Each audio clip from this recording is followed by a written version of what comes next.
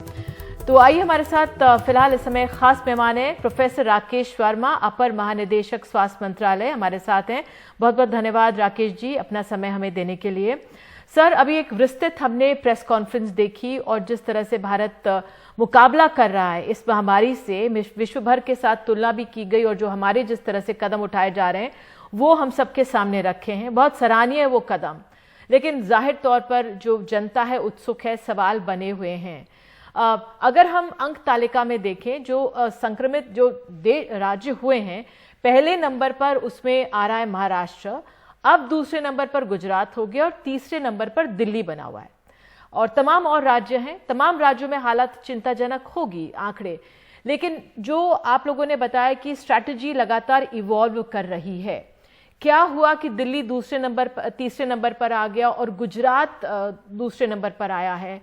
क्या कोताही रही या क्या हमें गुजरात में और बेहतर करने की जरूरत है या हमें महाराष्ट्र में बेहतर करने की जरूरत है? क्या आप लोगों का आंकलन है राज्यों के स्तर पर? देखिए, एक बात देखिए, पूरा देश एकजुट होकर कंधे से कंधा मिला के माननीय प्रधानमंत्री, स्वास्थ्य मंत्री, गृह मंत्री के दिशा निर्देशों के वक्त काम कर रहा है। आप पूरे देश में बहुत विस्तृतता है, सब जगह पूरा देश एक जैसा नहीं है। पश्चिम से पूर्व की तरफ जाएं, उत्तर से दक्षिण की तरफ जाएं तो एक समानता, एक रूपता नहीं है।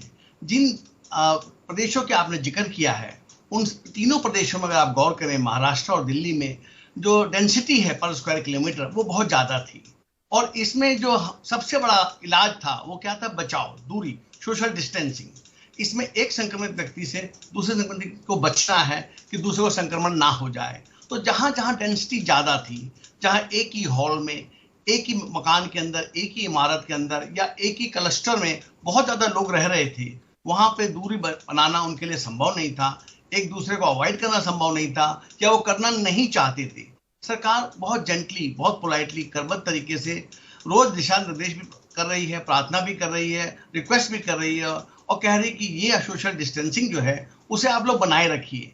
कुछ वर्ग बहुत इसको मान रहे हैं, अमल में ला रहे हैं। कल एक फोटो था नॉर्थ ईस्ट से जिसमें कि सब्जी बेचने वाले भी 8-8 फुट दूर पे बैठे हुए हैं। लेकिन यदि हम खुद ही लोग, हम जो जनता हैं, हम लोग जो इस देश के निवासी हैं, सरकारी निर्देशों को, मेडिकल निर्देशों को अवहेलना करेंगे तो सरकार के कदम कहां तक चल पाएंगे? ये जो कारण हो रहा है उसका कारण ये है, सरकार की तरफ से कोई ढील नहीं है, कोई कमी नहीं है। पूरे देश को एक तरीके से लेके मरीजों के लिए मदद की जा रही है। धन संपत्ति और अस्पतालों, इक्विपमेंट की कोई कमी नहीं है और बिल्कुल वार फुटिंग पे डेली, दिन में कई बार जो है हाईएस्ट स्तर पे इसके बारे में विवेचना हो रही है और स्टेप्स लिए जा रहे हैं। ठीक है सर, आज दूसरा मसला आया टेस्ट का कि आज हमारे लॉकडाउन को हमारे देश भर में 1 महीना हो गया है और आज जो आंकड़ा दिया गया 5 लाख टेस्ट हो चुके हैं। अब 2 दिन पहले ही स्वास्थ्य मंत्रालय की तरफ से कहा गया था जो रैपिड टेस्ट है उसको 2 दिन तक ना करें। तो टेस्टिंग पे लगातार सवाल उठ रहे हैं। तो अगर हम 2 दिन तक वो रैपिड टेस्ट नहीं कर रहे हैं, टेस्टिंग कैसे हम और आगे बढ़ाएंगे तत्परता से कि अगर एक हमारा औजार था, रैपिड टेस्ट नहीं है, तो अब और आगे क्या हम किस तरह से उसको आगे बढ़ाएंगे? निधि जी, आपने बहुत अच्छा सवाल पूछा, बहुत प्रासंगिक है और सामयिक है। जो इसकी प्रॉपर टेस्टिंग है उसमें नाक के अंदर स्वाब लिया जाता है और गले के अंदर से डीप जाके स्वाब लिया जाता है, उसमें कल्चर किया जाता है। उसमें 24 से 48 घंटे लगते हैं। सबसे बेहतरीन टेस्ट तो वो है, लेकिन चूंकि उसमें समय लग रहा है 24 से 48 घंटे का, डेफिनेटिव टेस्ट वही है। उसकी वजह और 2-3 नए टेस्ट स्ट्रिप्स आई जिनका एक लॉट राजस्थान में जो था वो पूरी तरह से खरा नहीं पाया गया और ये अक्सर होता है। आप देखिए, बहुत महंगी महंगी गाड़ियां आती हैं, कारें आती हैं जो कई लाख की होती हैं। कई बार उनकी बड़ी बड़ी कंपनियां उनको वापस ले लेती हैं, कोई पार्ट उनका डिफेक्टिव रह जाता है।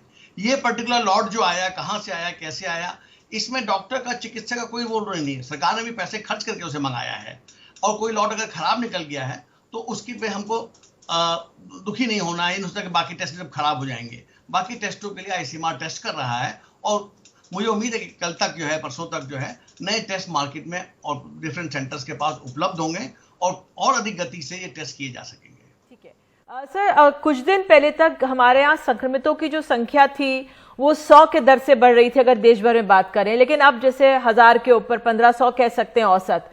तो ये चिंता की बात है, क्या आकलन है आगे के लिए? ये चिंता की इस चिंता की बात देखते हुए भारत सरकार ने उच्चतम स्तर पर निर्णय लिया लॉकडाउन करने का। लॉकडाउन करने से जो ग्राफ एक्सपोनेंशियली सीधा ऊपर बढ़ सकता था, उसकी गति रोकी गई है। वो स्लो हुआ है, लेकिन अभी फ्लैट नहीं हुआ है संक्रमण से। क्योंकि देखिए जो संक्रमण कैसे फैल रहा है, एक व्यक्ति विशेष जो संक्रमित है वो शाम तक अगर सोशल डिस्टेंसिंग नहीं करता है तो 10, 50, 100 से और 100 से ज्यादा लोगों को संक्रमित कर सकता है। वो सब लोग जो ओरिजिनल आदमी संक्रमित हुए वो 10, 50, 100 लोगों को और संक्रमित कर सकते हैं। तो हमको उससे बचना है। जब तक हम सरकारी हिदायतों को, सरकारी एहतियात को, सरकारी निर्देशों का पालन नहीं करेंगे, ये संक्रमण बढ़ेगा। लेकिन फिर भी आपको बताऊं, भारत सरकार के कदमों से ये जिस खराब गति से, जिस अधिक गति से जा सकता था, उस पर काफी लगाम लगी हुई है। अभी समय है कि हम लोग संयम बरतें और सोशल डिस्टेंसिंग के नॉर्म को करें, और मास्क का जब भी पब्लिक में जाएं तो मास्क का उपयोग करें। वो बहुत बहुत बहुत जरूरी है, क्योंकि हम बार बार सरकार ये कह रही है, मेडिकल फ्रेटर्निटी भी ये कह रही है कि इसमें बचाव ही पहला इलाज है, बचाव ही दूसरा भी इलाज है। जी सर, आज जो प्रेस कॉन्फ्रेंस हुई उसमें कहा गया कि हॉस्पिटल प्रिपरेशन पर अब हमारी नजर रहेगी, अब जिला स्तर पर हमारी नजर रखी जा रही है, हमारी जो स्ट्रैटेजी है लगातार वो बदल रही है। और बताया गया, मिस्टर मिश्रा ने ये बताया किस तरह से सीके मिश्रा जो थे उनका ये कहना था कि जो पेशेंट्स है उस पर तवज्जो है, कैसे अगर वो पहुंचेगा, अगर पॉजिटिव है, अगर पहुंचा तो उसको कहाँ पे जाना है, और तमाम वो प्रोसीजर्स बता रहे थे, कहाँ पे ऑक्सीजन देना है, एक वो सेंटर होगा, और किस तरह से आईसीयू में है तो उसका अलग वर्गीकरण वो समझा रहे थे। लेकिन ऐसी खबरें भी आ रही हैं हमारे पास कि किस तरह से लोग पॉजिटिव आकर, अब गुजरात से खबर थी हमारे पास, अहमदाबाद से थी, कि लोग खड़े हुए हैं 3-3, 4-4 घंटे हो गए लेकिन उनको अंदर नहीं लिया जा रहा, वो पॉजिटिव हैं, उनको कह दिया गया कि आप आ जाइए लेकिन नहीं लिया जा रहा। तो जो ये मैकेनिज्म है ये स्मूथ हो कि अगर एक आम नागरिक स्वतः भी अगर टेस्ट करा रहे, क्योंकि वो ग्रुप था लोगों का, अगर वो पहुंच रहे हैं सेंटर पे कि हम पॉजिटिव हैं, अब हमें हमारा उपचार लीजिए, तो वो स्मूथ अभी नहीं हो पा रहा है। ये ऐसी खबरें हैं, वो कैसे होगा?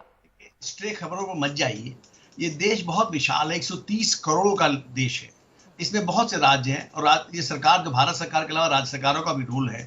मैक्रो मैनेजमेंट से अब जो भारत सरकार है माइक्रो मैनेजमेंट की तरफ से आ रही है।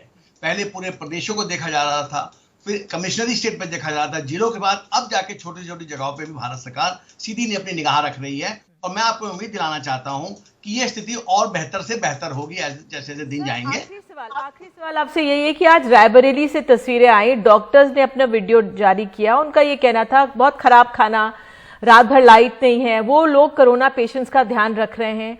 उन्होंने जब मीडिया के जरिए या चिट्ठी अपनी भेजी तब जाकर उनको बगल के गेस्ट हाउस में ठहराया गया। प्रायोरिटी हमारे पेशेंट्स भी हैं, और बहुत बहुत धन्यवाद जिस तरह से डॉक्टर्स के लिए अभी विधेयक आ रहा है, स्वास्थ्य कर्मियों के लिए, उनकी सुरक्षा के लिए। लेकिन जो नर्सेज हैं, स्वास्थ्य कर्मी हैं, डॉक्टर्स हैं, उनका हमारा जिले स्तर पर भी ठीक से प्रबंधन हो, इस पर भी बड़ी नजर रखने की जरूरत है। आपने आज ही सुना कि प्रेस कॉन्फ्रेंस में सरकार की तरफ से यही कहा गया है, और वो जो बात हुई है उसके लिए मुझे भी दुख है और सभी को दुख होगा। लेकिन ये स्तर जिला स्तर पे, तहसीलदार स्तर पे, एसडीएम स्तर पर, डीएम स्तर पे देखा जाना है। और जैसे जैसे कोई शिकायत है, कि मुझे पूरा विश्वास दिलाता हूँ आपको, भारत सरकार उसको भी रेक्टिफाई या करेक्शन कर रही है और करती रहेगी। जो विधेयक भी लाया गया वो जो स्वास्थ्य कर्मचारी हैं, चाहे डॉक्टर हो, नर्स हो, पैरामेडिक्स हो, या और पुलिस कर्मचारी लगे हैं, उनके प्रोटेक्शन, उनका मनोबल बढ़ाने के लिए लाया गया। और ये बहुत ऐतिहासिक कदम है भारत सरकार की तरफ से, इसका हम लोग सब स्वागत करते हैं। आप भी स्वागत करेंगी। बात करने के लिए हमसे प्रोफेसर राकेश वर्मा बहुत बहुत धन्यवाद। आपने जो तमाम तैयारियां हैं वो भी जानकारी हमसे साझा की, और जाहिर तौर पर देश भर की नजर बनी हुई है कि किस तरह से इस महामारी को मात दिया जाए।